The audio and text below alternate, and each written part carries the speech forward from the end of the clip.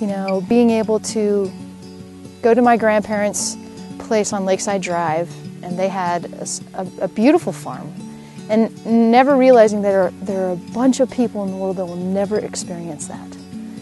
And the other part of it is that my grandparents were, on my mother's side, were subsistence farmers, and so they lived in Unionville, which is outside of Lovelock. And Lovelock turned into this place where it was this wonderful little agricultural community, and it became a ghost town.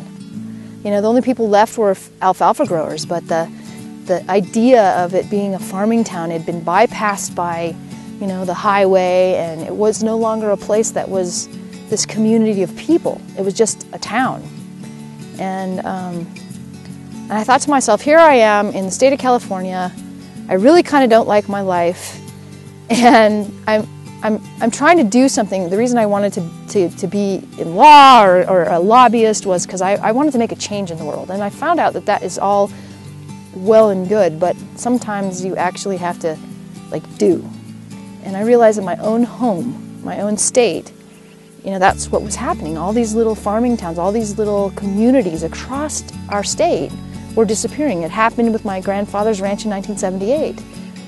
And we stopped thinking about food as community. And I grew up in this Italian kind of family heritage where, I mean, that's how we love one another, is through food.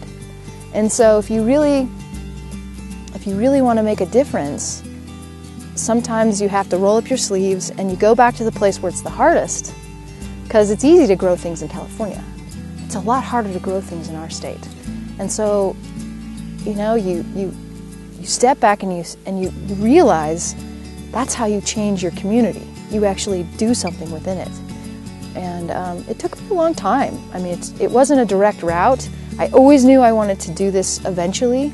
I didn't think I'd ever come back and do it in my own community until I realized, I mean, what better place to grow food for people who need it more than anything else is people who have forgotten that this was an agricultural world. And Nevada, I mean, Reno in particular was the Truckee Meadows.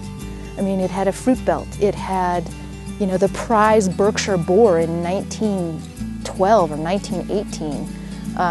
The university owned one of these pigs that was the prize that used to win prizes everywhere. And somehow we forgot our identity. And we keep trying to reinvent ourselves, and we keep trying to brand our city and our state, and it's already there. We are a small community based on these outlying agricultural areas, but what's different today is that there are enough people to support these artisanal kinds of farms and these ideas of, you know, fresh cheese and, you know, beautiful herbs and urban farms and, you know, gorgeous honey and all of those things. I mean, why does it have to be someplace like Petaluma or Santa Rosa that gets that? Why can't Reno be that? And we can.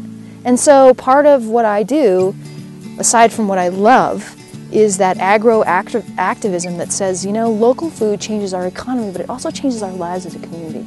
We stop being this transient place and we start being a place people call home. And I think that's what small farming does.